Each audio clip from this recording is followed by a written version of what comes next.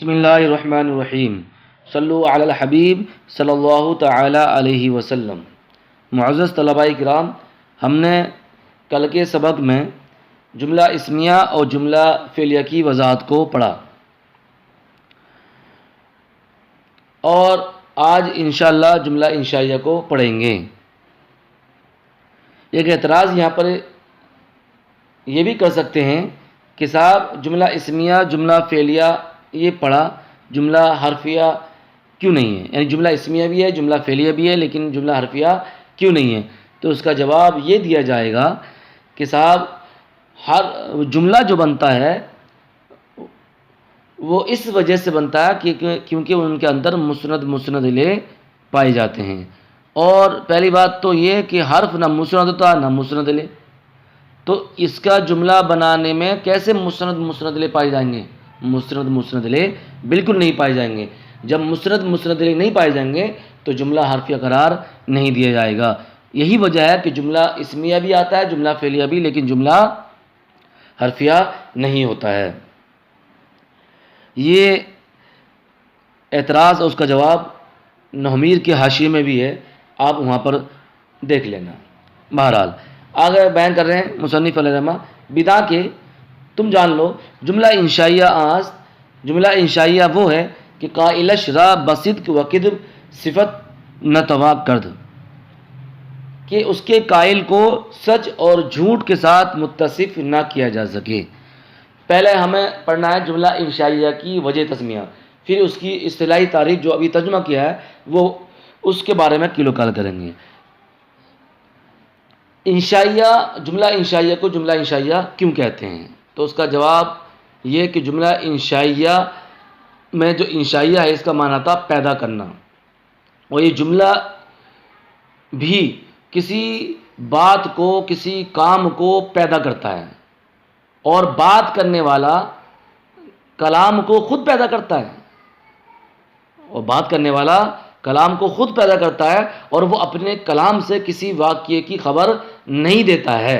اسی وجہ سے اس جملے کو جملہ انشائیہ کا نام دیتے ہیں۔ اب اس کی تعریف میں یہ کہا تھا کہ اس کے قائل کو سچ اور جھوٹ سے متصف نہ کیا جا سکے، یعنی جھوٹا اور سچا نہ کہا جا سکے۔ تو اس کا مطلب اس طرح سمجھے، اس مثال سے سمجھیں کہ کہا اضرب تو مار، یا کہا تو نماز پڑھ، تو نماز ظہر پڑھ،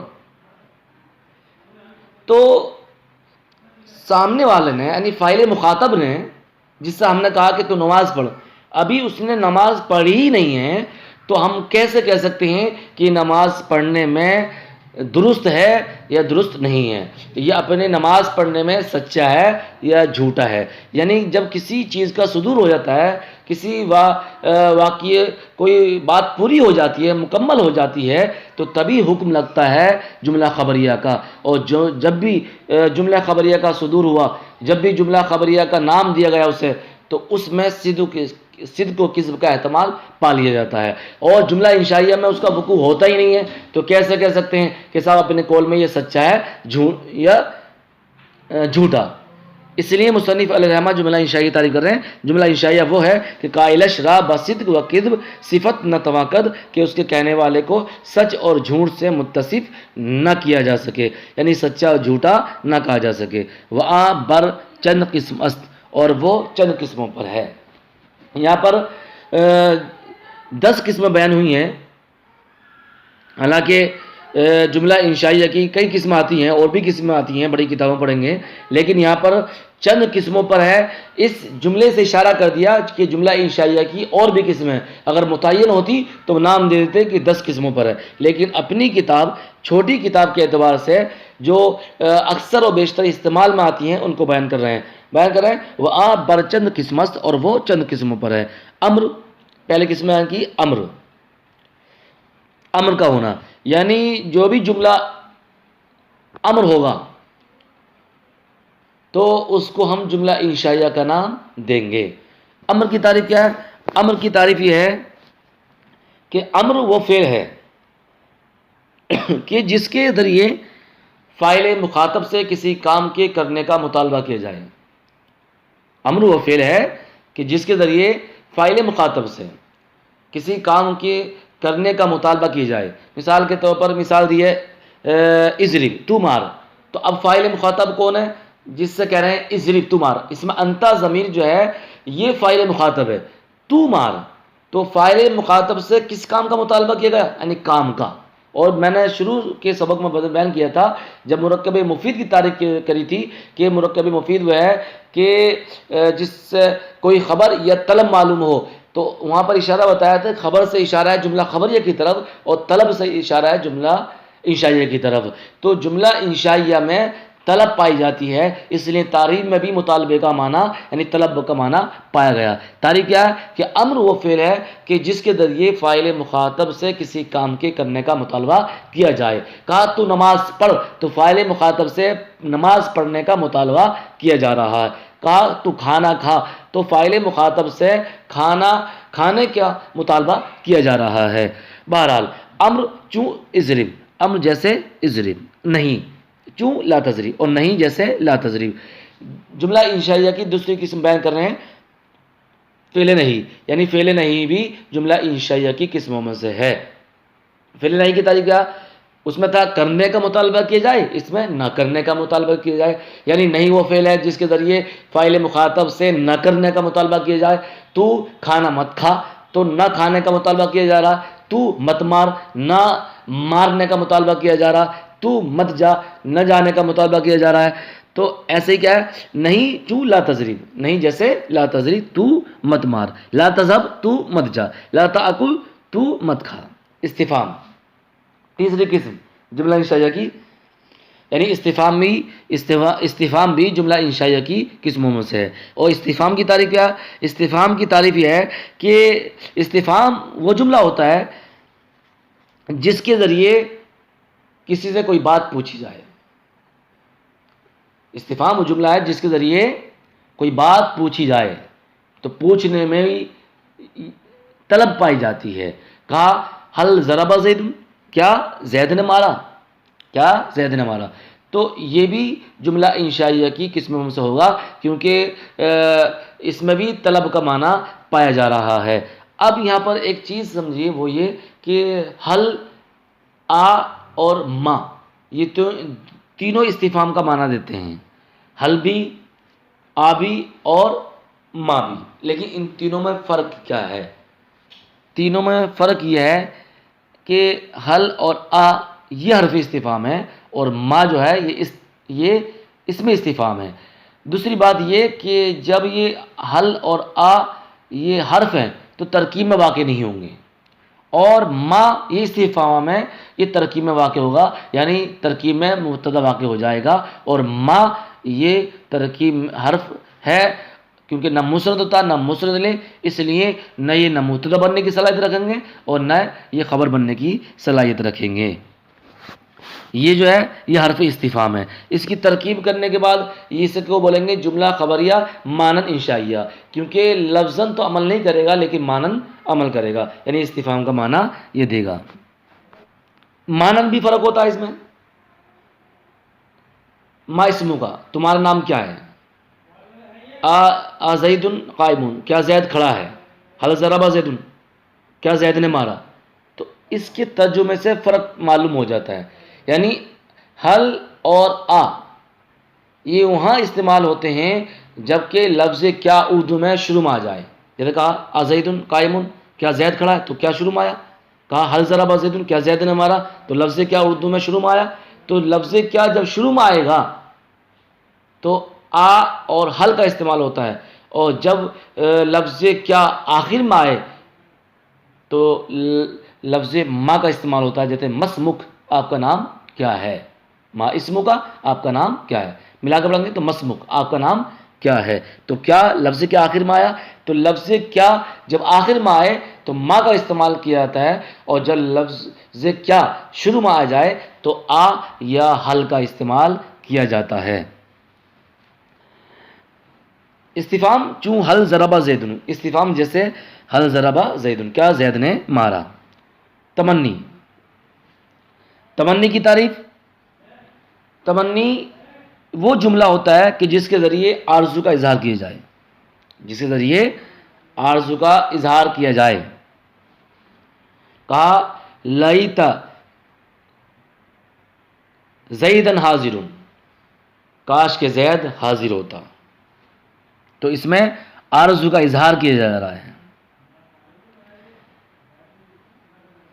چوں بیان کر رہے ہیں، چوں لیتا زیدن حاضر، کاش کہ زید حاضر ہوتا. وہ ترجی، اور ترجی کی تعریف یہ ہے کہ ترجی وہ جملہ ہے کہ جس کے ذریعے توقع کا اظہار کیا جائے، امید کا اظہار کیا جائے. یعنی تمنا، یعنی تمنی اور ترجی دونوں میں فرق ہے. ایک میں آرزو کا اظہار کیا جائے، ایک میں توقع کا اظہار کیا جائے. یعنی ایک میں یقین ہے، ایک میں یقین نہیں ہے، تمنا ہے. اب تمنا یعنی تمنی دو چیزوں کے لیے استعمال ہوتی ہے، اور ترجی صرف ایک کے لیے استعمال ہوتی ہے.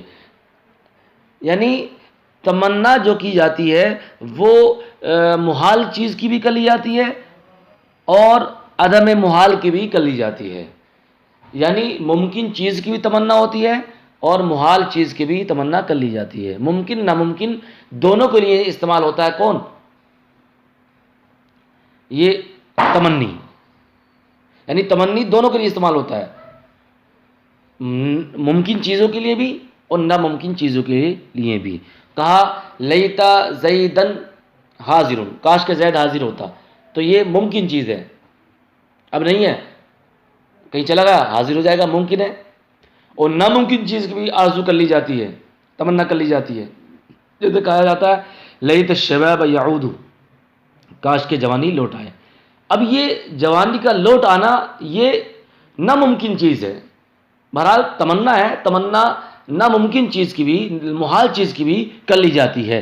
تو تمنی ممکن ناممکن دونوں کے لیے کر لی جاتی ہے، اور ترجیح اور صرف ممکن چیزوں کی جاتی ہے، محال چیزوں کی نہیں کی جائے گی. لعل الشباب یعودو نہیں کہہ سکتے، لعل الشباب یعودو نہیں کہہ سکتے، لیت الشباب یعودو کہہ سکتے ہیں. کیوں؟ وہ تمنی کے لیے آتا ہے لیتا، اور تمنی ممکن ناممکن دونوں کے لیے استعمال ہوتی ہے. تو یہ ہے تمنی اور ترجیح میں فرق.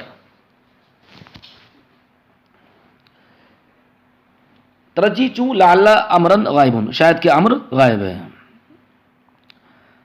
آگے بیان کریں عقود، چوں بعتو و اشتریتو، جیسے بعتو و اشتریتو، میں نے بیچا، میں نے خریدا. عقود کی تعریف یہ ہے کہ عقود وہ جملہ ہے کہ جس کے ذریعے کوئی معاملہ یا سودا طے کیا جائے. عقود عقد سے، عقد مکہ مانا تھا باندھنا، لیکن اصطلاحی تعریف کیا ہے؟ عقود وہ جملہ ہے کہ جس کے ذریعے کوئی سودا یا معاملہ طے کیا جائے.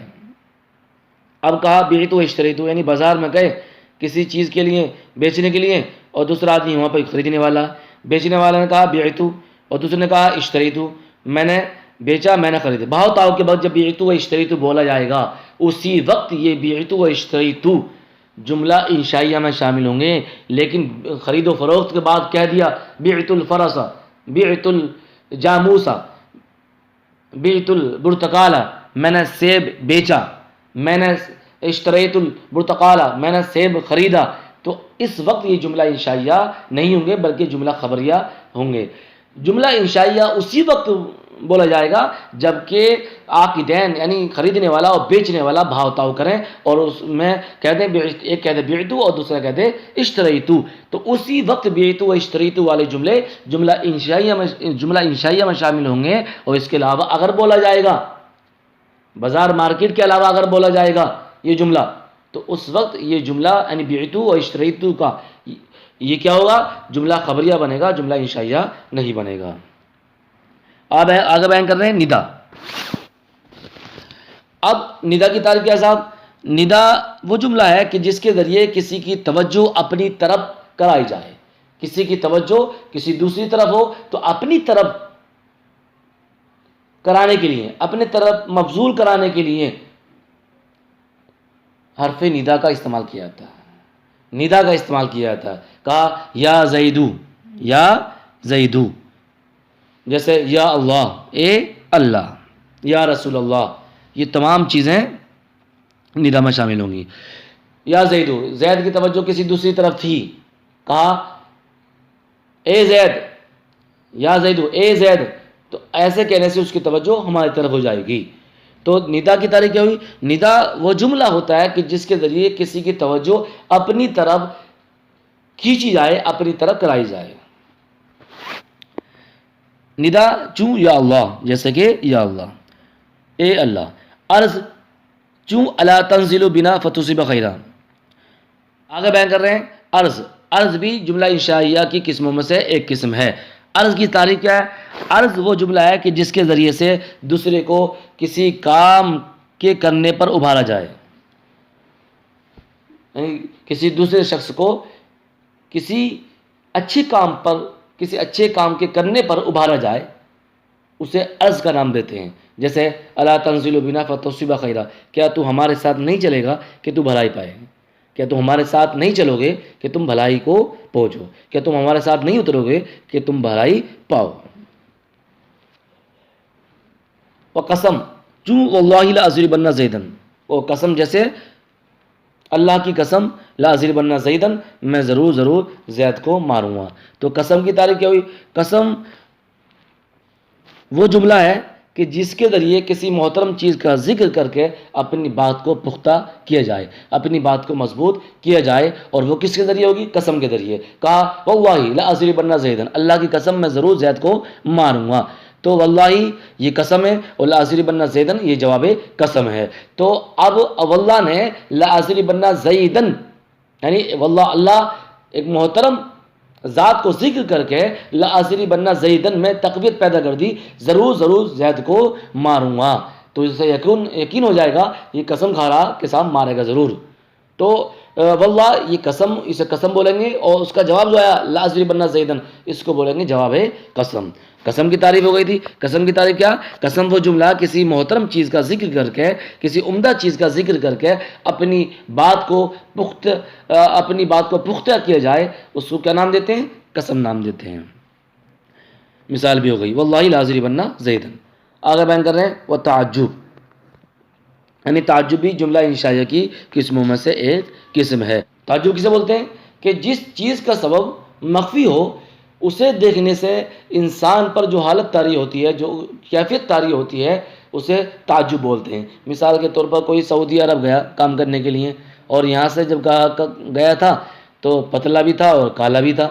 اب جب سعودی عربیہ سے واپس آیا تو خوبصورت بھی ہوا اے سی میں رہ کر کے، اور اچھا کھانا ملا تو موٹا بھی ہوا. اب سبب مخفی تھا. سبب یہ تھا کہ صاحب یہ پتلا تھا اور دیکھا کہ موٹا ہو گیا. تو اب انہوں نے کہا کہ تعجب وہ ہے کہ جس کا سبب مخفی ہو، اسے دیکھنے سے انسان پر جو حالت طاری ہوتی ہے اسے تعجب بولتے ہیں. تو موٹا ہونا اور اس کا خوبصورت ہونا یہ پوشیدہ تھا. اب اس موٹے پن کو دیکھ کر کے اور اس پتلے پن کو نہ دیکھ کر کے، اس موٹے پن کو اور خوبصورت پن کو دیکھ کر کے تعجب ہوا. اسی کا نام کیا ہے؟ تعجب بولتے ہیں. بیان کر رہے ہیں چوں ما حسنہ احسن بھی، جیسے ما احسنہ احسن بھی، دونوں کا معنی ہوگا وہ کتنا حسین ہے. اب ما احسنہ میں ہو ضمیر کی جگہ زید رکھ دیں گے تو ہوگا ما احسن زیدن، اور احسن بھی میں جو ہا ضمیر ہے اس کی جگہ بھی زید رکھ دیں گے تو ہوگا احسن بھی زیدن. تو اب ترجمہ ہوگا زید کتنا حسین ہے. ما احسن الدرس، سبق کتنا حسین ہے. ما احسن الطقس، موسم کتنا حسین ہے. بہت اچھے جملے اس کے ساتھ بن سکتے ہیں. ما احسن و احسن بھی، زید وہ کتنا حسین ہے. صدق اللہ العظیم واللہ اعلم بالصواب.